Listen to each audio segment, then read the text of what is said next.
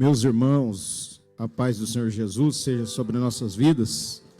Lucas capítulo de número 9, versículo de número 51 a seguir. Lucas capítulo 9, versículo de número 51.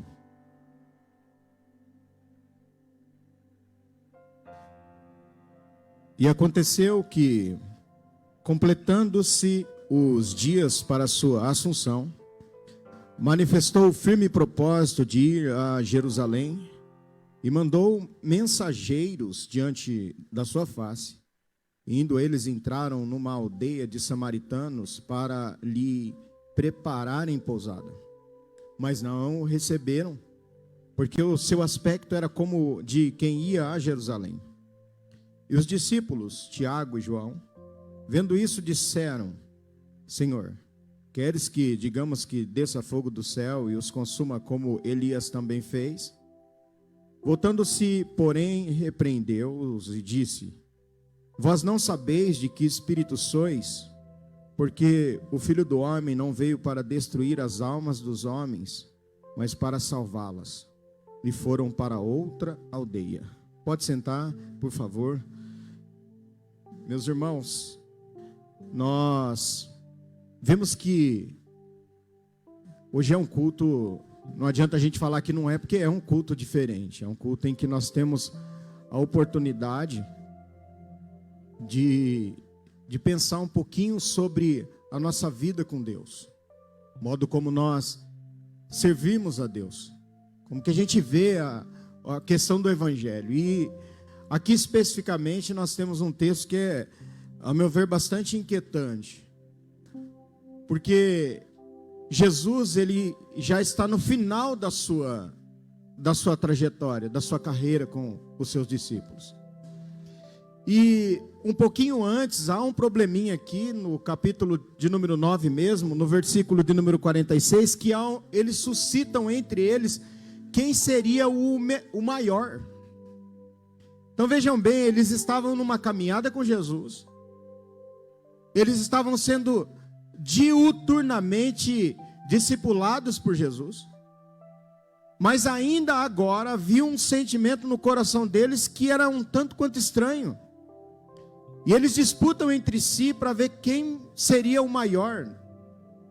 Jesus fala assim para eles: não, se vocês realmente têm essa intenção,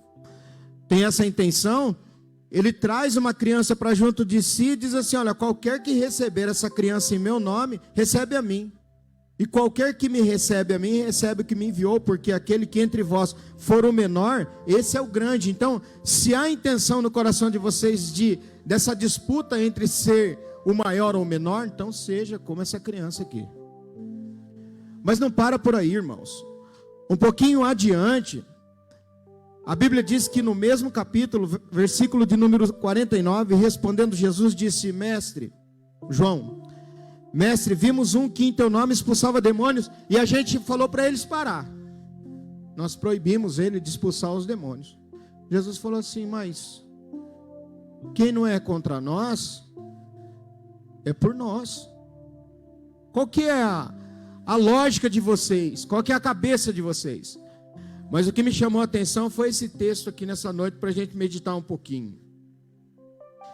E algumas questões inquietantes vieram ao meu coração, e eu acredito que é para a gente parar um pouco e pensar nessa noite. Porque ser cristão é ser parecido com Jesus. E me parece que aqui nesse ponto os discípulos ainda não tinha caído a ficha deles da grandeza que era seguir a Jesus. E então algumas questões inquietantes vieram.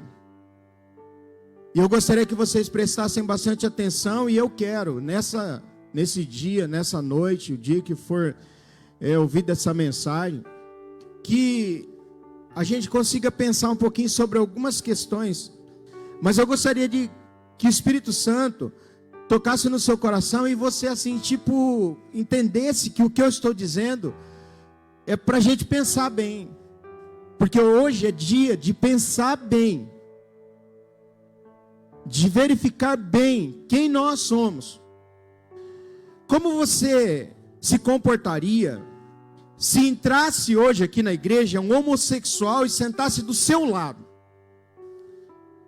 E se uma prostituta, estou dizendo com relação a pessoa do mesmo sexo, se uma prostituta te pedisse um abraço, irmã, o que você faria se o conhecidamente traficante se sentasse perto do seu filho agora, nessa noite? O que você faria se um portador de HIV viesse para a igreja e sentasse do seu lado? O que aconteceria se um usuário de drogas, aquele que é conhecido vulgarmente como o nóia, viesse para a igreja e sentasse do seu lado? E com a menina adolescente que está grávida e nem sabe quem é o pai? O que você faria? E se sentasse o adúltero que abandonou seu filho, esposa e casa por uma aventura amorosa e se sentasse agora do seu lado nessa noite? Ou se parasse você na rua e te pedisse um conselho? Me parece que, trazendo a nossa consciência, esse é o Evangelho tem essa finalidade de trazer a nossa consciência realmente quem nós somos. Mas agora eu vou inverter um pouquinho as coisas e vou fazer um contraponto para que a gente consiga reconsiderar as nossas respostas. Bom, nesse primeiro momento, talvez, se você prestou atenção à sua consciência, você talvez tenha dado respostas conflitantes e teria dito: eu acho que eu mudaria de lugar. Mas responda agora: e se esse ou essa homossexual fosse o seu filho?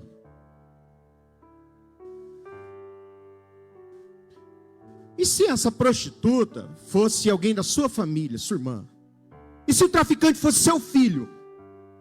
E se o portador de HIV fosse o seu esposo que contraiu num lugar de má índole?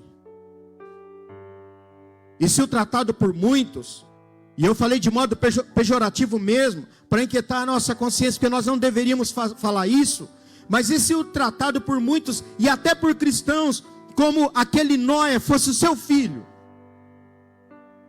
E se a menina grávida fosse sua menina, que você criou desejando tantas coisas boas para ela? E se sentasse do seu lado aquele rapaz usando a tornozeleira, mas se ele fosse o seu filho? E se o homem adúltero fosse o seu pai? Acredito, sinceramente, que as nossas respostas seriam bem diferentes. Sabe por quê? Porque agora a dor está em mim. Porque agora eu senti na minha pele o que é passar por tudo isso. Sabe? Nós temos uma crise e uma doença a ser curada. E essa crise ou essa doença a ser curada, ela se chama hipocrisia. Nós condenamos o estuprador, colocamos fogo na sua casa, só que praticamos os mesmos atos, saboreando pornografia, já que os mesmos atos são praticados às escondidas. Condeno publicamente os outros, aquilo que cometemos às portas fechadas. Mas eu não pratico na prática, me defendo. Quando eu falo não pratico na prática, é uma redundância proposital. Porque Romanos, capítulo de número 1, e o versículo de número 32, ele vai um pouco mais além, porque o evangelho é ir mais além, o evangelho é mais complicado, é mais complexo, o evangelho é difícil. Ser cristão não é simples. Escolher ou desejar ir para o céu não é simples. Por isso que quando a Bíblia diz, agora escrevendo aos Romanos, alguém pode vociferar, levantar a mão, gritar e dizer assim: mas eu não cometo nada disso. Só que é o seguinte, Romanos 1,32 diz assim: ora, conhecendo eles a sentença de Deus, de que são passíveis de morte os que tais coisas praticam, não somente as fazem, mas também aprovam os que assim procedem. Eu não faço, mas eu aprovo. A tradução viva diz: eram perfeitamente sabedores da pena de morte divina por todos esses crimes. Contudo, continuaram assim mesmo, e os praticaram de todas as maneiras, encorajando outros também para que agissem do mesmo modo. Aí você fala assim: pastor, só que é o seguinte, você errou, porque eu não aprovo, não apoio, não faço apologia, e eu também não encorajo, não incentivo que outros façam as mesmas coisas. Vamos lá? O consumidor voraz de pornografia financia o tráfico de drogas, a pedofilia, o suicídio e outras, entre aspas, coisinhas. Só vende droga porque tem o viciado. Só se produz mais pornografia porque tem o viciado. Simples assim. Não sentamos perto ou rejeitamos o adúltero ou a adúltera porque é um pecado muito feio. Mas desejar o marido ou a mulher de outrem não é a mesma coisa? Mateus 5:28 diz: eu porém vos digo que qualquer que atentar numa mulher para cobiçar, já em seu coração cometeu adultério com ela. Repudiamos o homossexual e até mesmo aquele ou aquela que está lutando para se libertar, mas ainda possui os trejeitos. Dirá, porém, agora o pastor forçou, hein? Não faço, não sou, nem aprovo. Verdade, como está o BBB na sua casa? Como está o BBB na minha? Como sei disso? Me fala um programa de TV em determinadas mídias que não fazem defesa ao comportamento homossexual e até o incentiva. Fala um. É fato, não é fake. Temos um senso de justiça muito apurado quando é para os outros, mas uma graça abundante quando se trata dos meus pecados. Repetir o texto. E aconteceu que, completando-se os dias para sua assunção, manifestou o firme propósito de ir a Jerusalém. E mandou mensageiros adiante de si, indo eles entraram numa aldeia de samaritano para lhes prepararem pousada. Não receberam, porque o seu aspecto era como de quem via ou de quem ia a Jerusalém. Seus discípulos, Tiago e João, vendo isso, disseram: Senhor, queres que digamos que desça fogo do céu e os consuma como Elias também o fez? Escuta, Jesus estava no finalzinho da sua missão. Eu depois recomendo, se alguém puder, ver um pequeno vídeo do pastor Augustus Nicodemos, que ele recebe uma carta de um rapaz ex-homossexual. E nessa carta, ele fez um vídeo. Esse menino escreve essa carta dizendo da sua luta e do tamanho da sua dor para se libertar disso. Do quão grande é a sua dor para se libertar disso. Você já pensou e já imaginou uma pessoa ter que lutar contra o próprio corpo? Mutilar o próprio corpo? E mutilar a própria mente? Para tentar ser alguém que ela não gostaria de ser, mas que por algumas circunstâncias da vida aconteceu. Alguém pode dizer: pastor, o senhor está fazendo uma defesa. Não, irmãos. A igreja, o cristão, é diferente de todo mundo. Claro que não estou fazendo uma defesa em aceitação. O que eu estou dizendo é que nós cristãos somos diferentes de todo mundo. Enquanto o mundo rejeita e diz que joga fora, nós amamos.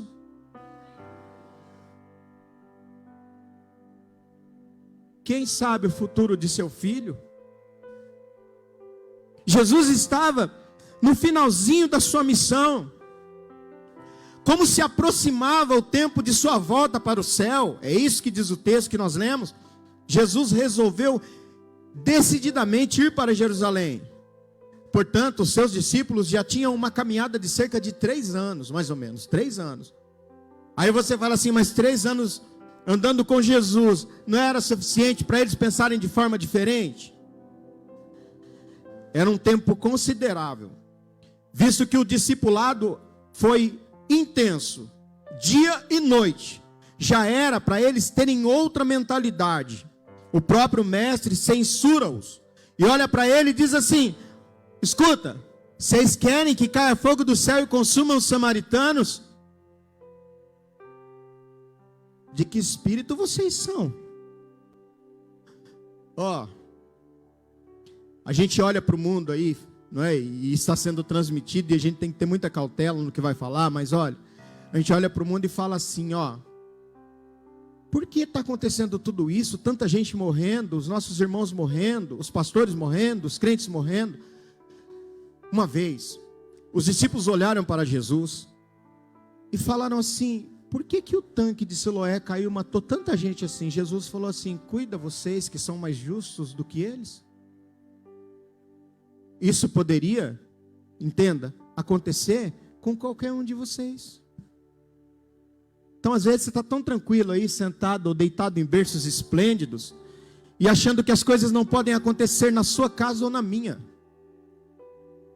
Achando que, porque nós estamos frequentando uma igreja, ouvindo a palavra, nós estamos dentro de uma bolha.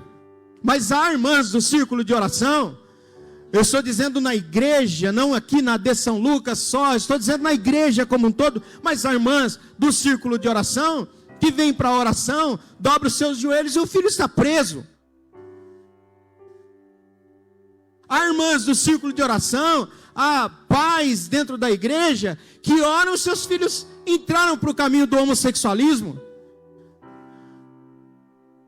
Se, como diz aquela frase, se a ferida do seu irmão não te causa dor, a sua doença é mais grave do que a dele.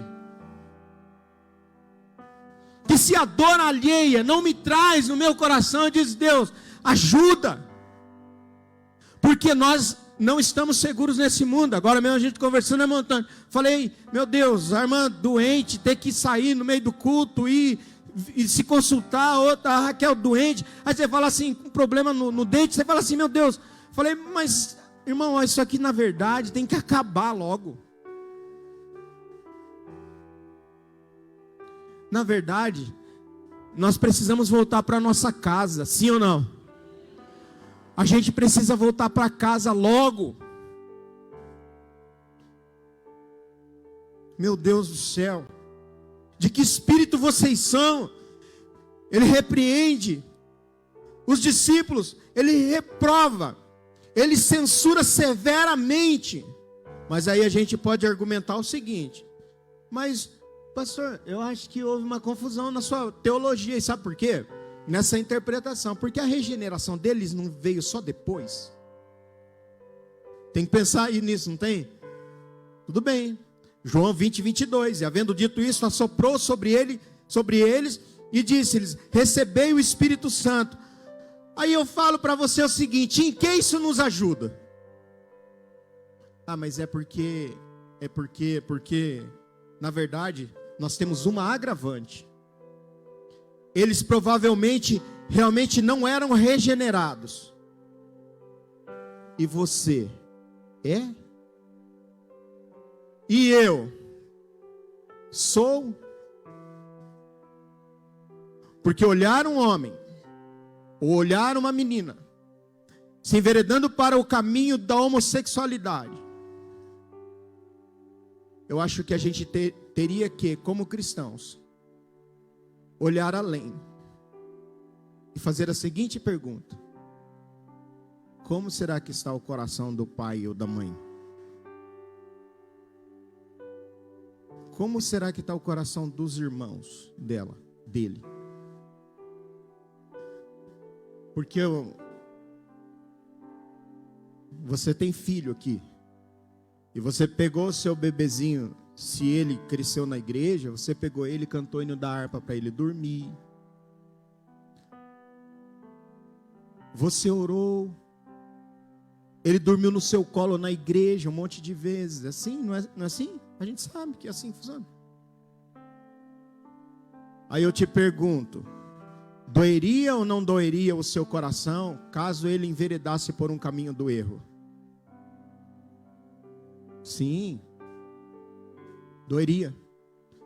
Sabe, irmãos, eu usei o termo aqui provavelmente porque Jesus cobra deles um coração diferente. Então eles jamais cobrariam deles algo que não haveria dado a eles. Assim como Jesus está cobrando de nós nessa noite algo que Ele já nos deu. O nosso coração é bem grandão. Você escutou ou não? Sabe por que o nosso coração é bem grandão? Porque as crianças cantavam o hino. Eu não lembro, eu não me recordo, lá eles vão voltar a cantar aqui na igreja, mas meu Deus é um Deus grandão, um Deus grandão, um Deus grandão, não sei quem que se lembra disso. O nosso coração é um coração bem grandão. Aí você olha aí, o bêbado trançando as pernas e caindo de bicicleta, você dá risada. E a gente fala assim, olha que legal. Os seus filhos já passaram mais de não sei quantas vezes longe do pai, internado em clínicas de recuperação. A gente olha para o menino ali, que daqui a pouco a gente tem a notícia de que mataram, ou que muitas vezes morreu na praça, que às vezes as pessoas chamam, dizendo, ó, tá aqui, o corpo está aqui na praça. E o pai e a mãe? E os irmãos e os filhos? Jesus olha para eles e fala para eles assim, ó, vocês estão querendo que desça fogo dos céus? Que espírito é o de vocês? Eu gosto muito de usar outra tradução que diz assim, olha, vocês não percebem com que se parece o coração de vocês? Irmão, olha aqui agora, nesse momento, para um pouco, e olha dentro do seu coração. Seja sincero, você é preconceituoso ou não? Eu sou preconceituoso ou não? Eu tenho certos preconceitos que eu não abraço determinadas pessoas porque elas não fazem parte do meu kit crente. Que evangelho xoxo, insosso, sem sal, sem graça. Nós sabemos conversar muito bem e trafegamos entre nós, mas quando entra alguém que realmente precisa, nós temos dificuldades, e os discípulos têm essa dificuldade. Jesus olha para eles, olha, vocês não entenderam ainda que o Filho do Homem não veio para destruir a vida dos homens, mas para salvá-lo. Você acha? E eu não sei porquê, veio no meu coração de tocar tanto nessa tecla, de pensar tanto dessa forma, porque Jesus olha para eles e fala assim, vocês querem que destrua todo mundo? Você já deve ter visto, os crentes não falam isso, mas você deve ter visto assim, aquele bairro X, aquele lugar X, ou lá no CDP ou no presídio, deveria cair uma bomba, acabar com todo mundo. É verdade, cristão? Muito parecido com Jesus. Os discípulos pensaram da mesma forma. Irmãos, nada é novo debaixo desse céu, diz Salomão. Nada é novo. Agora o dia em que a gente vê alguém da nossa família, a gente correndo igual louco para encontrar uma clínica de recuperação. Alguém da nossa família tendo que vender as coisas em casa para pagar um advogado para tirar as pressas.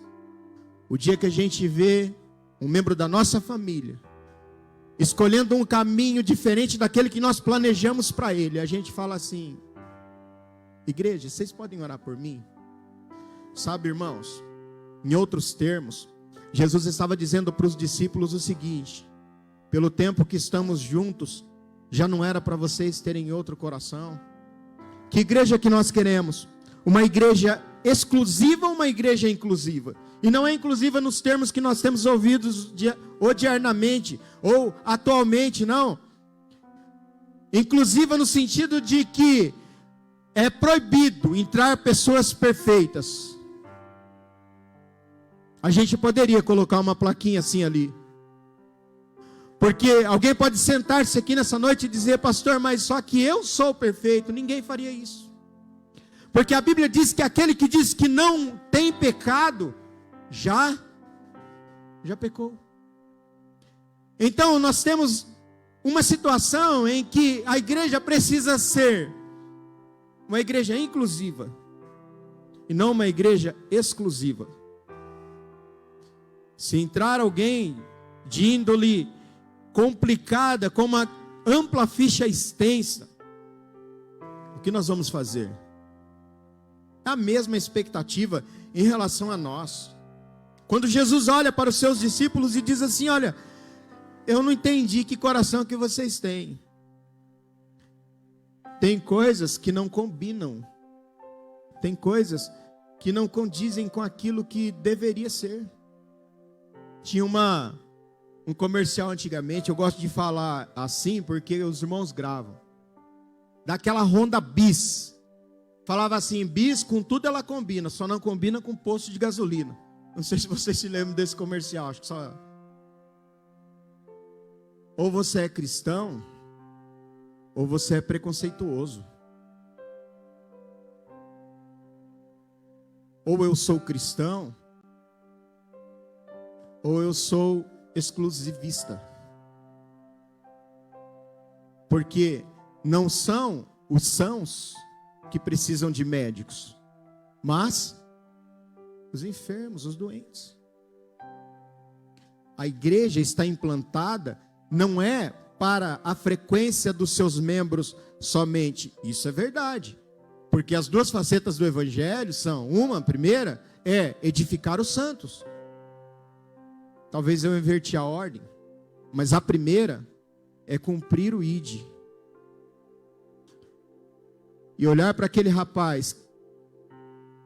Você já parou para pensar o quanto deve ser difícil para uma mulher que tem os seus filhos em casa e à noite sai pela estrada para pegar carona para poder ganhar a vida? Chamam-se de vida fácil, mulher de vida fácil. Para um pouquinho, por favor. Você deve imaginar como deve ser difícil para um homem, um rapaz, se tornar um homossexual e todos os dias ele olhar na frente do espelho e lutar contra o seu corpo e dizer: mas eu não nasci assim. Você acha mesmo que essas pessoas não sofrem de depressão terrível? Se Jesus olhasse para elas, o que será que ele faria? Você acha mesmo? Talvez você fale assim: ah, mas esse homem, essa pessoa, essa mulher, esse, apontamos o dedo. Mas você acha mesmo que é tranquila uma pessoa que passa o tempo todo enganando a sua família?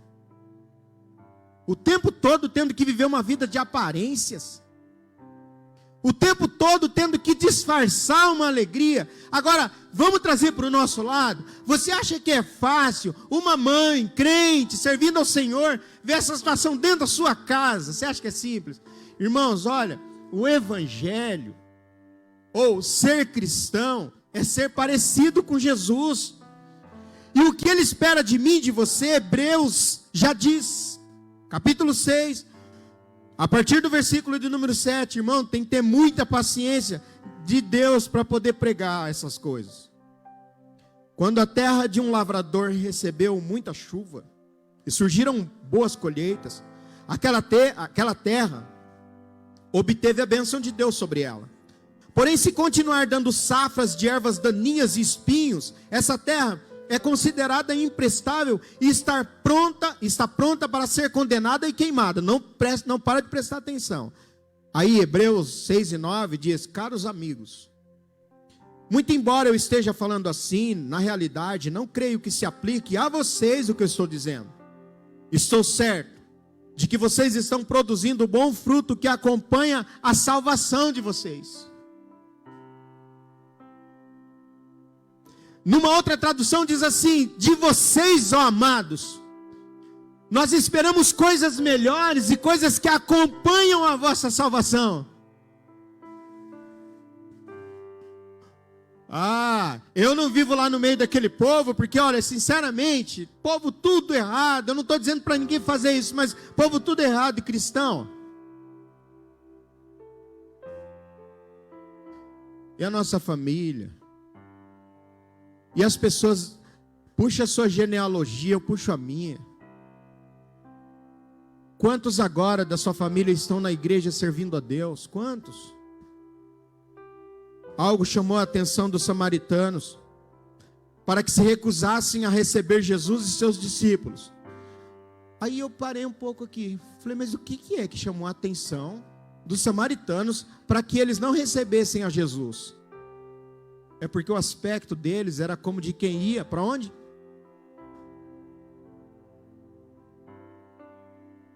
Entendeu já? Ou não? Eles tinham jeito. Jesus disse assim, capítulo 13 do seu Evangelho, Evangelho de João, versículo 35.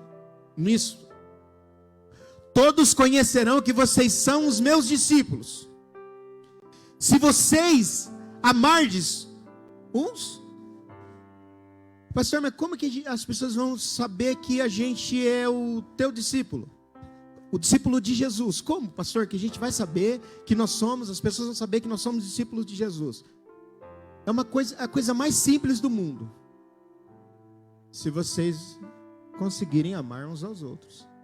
Aí as pessoas vão passar e vão olhar e vão falar assim, pode ir naquela igreja, porque apesar de eu estar vivendo nessa vida, o irmão deixou eu sentar perto dele. Você acredita que acabou o culto e ele me deu um abraço?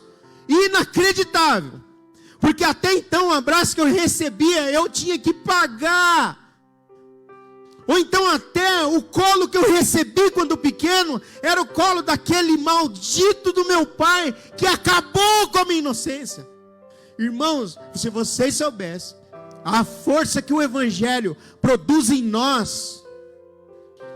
Queridos, quando Jesus chega e ele nasce, estava tendo os trabalhos no templo. Os homens religiosos da época estavam lá oferecendo os seus sacrifícios e fazendo as suas ofertas, pedindo que cobrisse os seus pecados, o culto rolando. E sabe onde Jesus estava nascendo? No estábulo.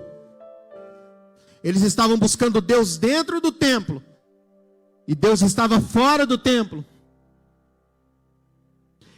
E o Evangelho chega para ruir as estruturas de Roma.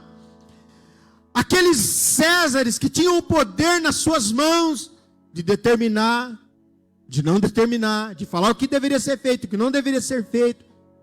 Agora chega um carpinteiro andando pelas ruas e dizendo, quem me tocou?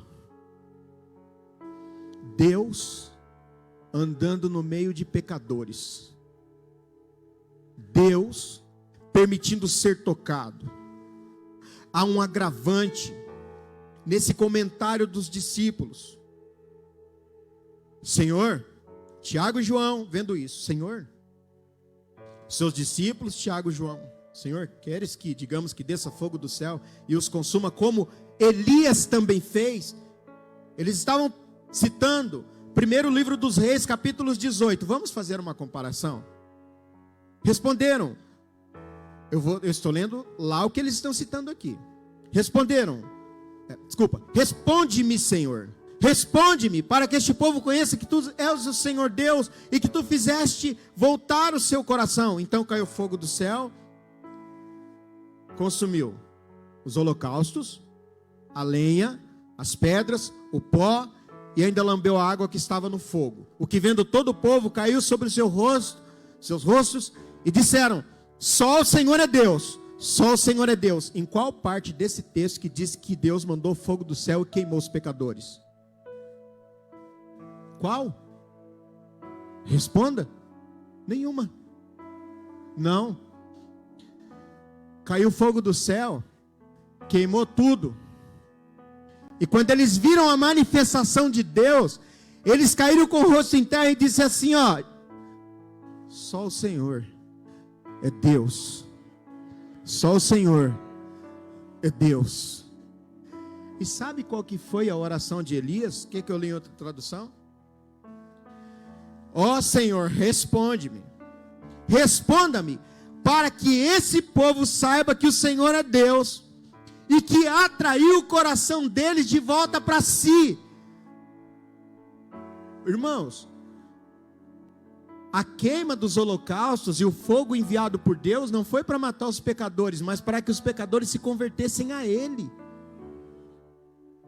Você está prestando atenção ou não? Aí a leitura que se faz é a seguinte: os discípulos estavam enrascados. Sabe por quê? Porque eles fazem a interpretação deles, traz para o coração deles. Jesus fala assim para eles: ó, o coração de vocês não me parece ser um coração de quem está me seguindo. Porque Jeremias já havia alertado que o nosso coração é enganoso e ele é perverso. O coração é a coisa mais mentirosa e traiçoeira que existe no mundo. O coração do homem é terrivelmente cheio de maldade. Não há ninguém capaz de saber até que ponto o mal e pecador é mal e pecador o coração humano. Você pode falar nessa noite assim: não, o meu coração, pastor, ó, mentira. O nosso coração é um poço de maldade. Se a gente não tomar cuidado com ele o tempo todo, nós pecamos até aqui dentro da igreja, olhando aquilo que nós não deveríamos olhar. Nós começamos a pensar coisas, viajamos em coisas, falamos às escondidas, cochichamos. No meio de uma pregação, tomando a Santa Ceia, o nosso coração é enganoso. Você e eu já se pegou pensando coisas que jamais, como cristãos, deveríamos pensar, sequer passar pela nossa mente, inclusive dentro da igreja. Quando um homem chamado Jonathan Edwards, ele diz assim, ó: quando olho para dentro do meu coração e observo a minha iniquidade, ele parece um abismo infinitamente mais fundo do que o próprio inferno. Quando oro, peco. Quando prego, peco. Tenho que me arrepender do meu arrependimento. E às vezes, as minhas lágrimas precisam ser lavadas no sangue de Cristo. Porque é possível cantar pecando. É possível pregar pecando.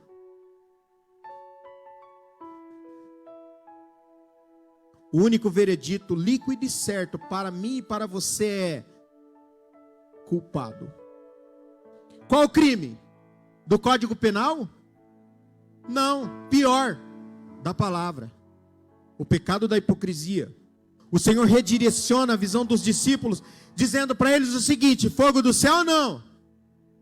Porque o Filho do Homem não veio para destruir as almas dos homens, mas para salvá-las. E foram para outra aldeia. Jesus fala assim: deixa os samaritanos. Eles não ouviram, mas vamos para outro lugar. A obra precisa continuar, nós precisamos continuar. Uma notícia: o filho preso pode ser salvo. O filho homossexual, a menina que está tomando o caminho do homossexualismo, pode encontrar refúgio nos braços de Jesus. Você acredita nisso? O jovenzinho que está lá na podridão das drogas também encontra refúgio no coração de Jesus. O adúltero, maldito pecador, na boca de muitos de nós, também pode encontrar refúgio no coração de Jesus. Porque Ele te alcançou. Ele me alcançou. Éramos melhores? Preciso falar o que eles viam costumeiramente. Eles viam Jesus comer com pecadores, defender uma pecadora adúltera, defender outra pecadora que lavou seus pés, entrou na casa do perigoso Zaqueu, falou com uma mulher de vários homens estrangeira, permitiu ser tocado por uma mulher impura, aceitou falar com o religioso perito da lei. Em quase todos os casos, quem condenou as atitudes de Jesus foram os religiosos fariseus, os separados. Pensemos. Escuta. Qual a diferença entre o pecado de um religioso e de uma prostituta? Qual a diferença entre o pecado feito dentro de um quarto nas redes sociais e de uma mulher da vida que faz em praça pública? Qual a diferença entre o pecado daquele que condena quem está tentando uma mulher e daquele que dá a segunda volta no quarteirão para olhar de novo?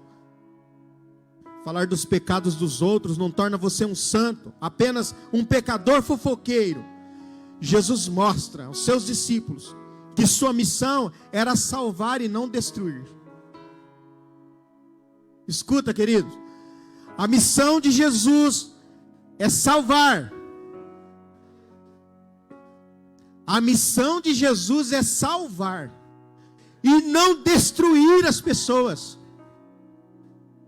Porque destruir é colocar um fim à ruína, tornar inútil, matar, declarar que alguém é entregue à morte, perecer, estar perdido, arruinado. Mas Jesus salva.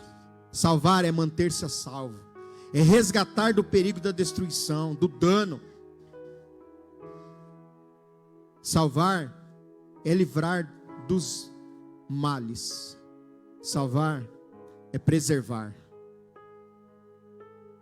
Casamentos e mais casamentos desfeitos, tristezas e mais tristezas. Irmãos, olha, nós podemos ser um monte de coisas na frente das outras pessoas. A gente pode pôr um terno bonito, uma gravata bonita, um sapato bonito, participar da Santa Ceia, usar um óculos, usar um negócio, um tablet. A gente pode tocar, a gente pode cantar, a gente pode ser tudo. A gente pode usar um monte de facetas e máscaras. O único lugar que nós somos quem somos é quando a gente deita a nossa cabeça no travesseiro e apaga a luz, mas a mente não apaga. E aí vem aquele sentimento: meus filhos, minha vida é uma droga. Eu estou indo na igreja, mas eu, na verdade, sou um frequentador. Eu peco. Eu escondo. Eu sou hipócrita. Eu sou alguém que vive um evangelho que não é verdadeiro. Esse sou eu.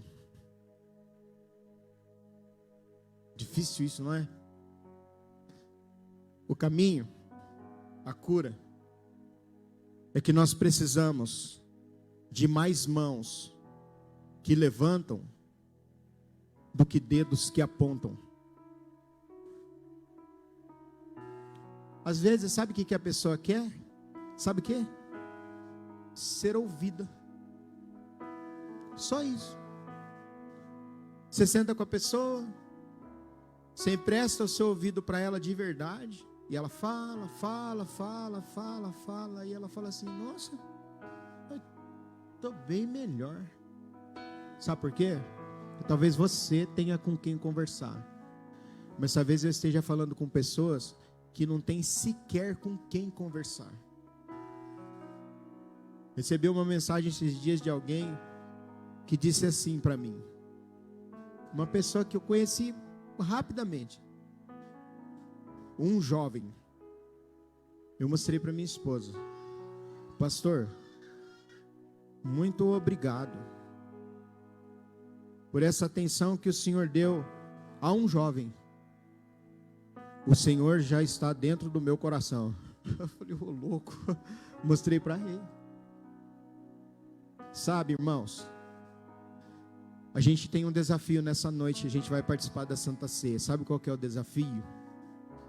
Ser parecido com Jesus. Topa? Quando aquela mulher, irmã, vir conversar com você, é porque o Espírito Santo enviou ela até você.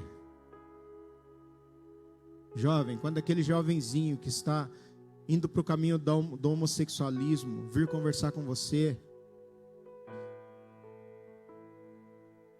o teu preconceito pode te levar para o inferno. O meu preconceito. Porque essas pessoas estão cansadas de ser abusadas pela vida, pelo pai, pelo irmão, pela mãe. Esses 20 e tantos anos do meu trabalho eu já vi tanta porcaria, que eu vou falar a verdade para vocês. Teve um general, eu não penso assim, mas um general disse assim: eu prefiro cavalos a pessoas. Mas escuta com bastante cuidado o que eu vou dizer e com o meu coração. Tem animais que cuidam melhor dos seus filhotes do que muitos seres humanos. É duro falar isso, mas é uma triste realidade. E quando essa pessoa chegar aqui, o que ela espera, sabe o que é? Ela espera que ela seja cuidada, que ela seja ao menos aceita, e que nós olhemos para ela não com aquela falsidade de dizer assim, tudo bem com você, não. A verdade, Jesus está dentro do meu coração, e por isso eu consigo olhar para você e te amar. Pensa aí no seu preconceito, eu penso no meu.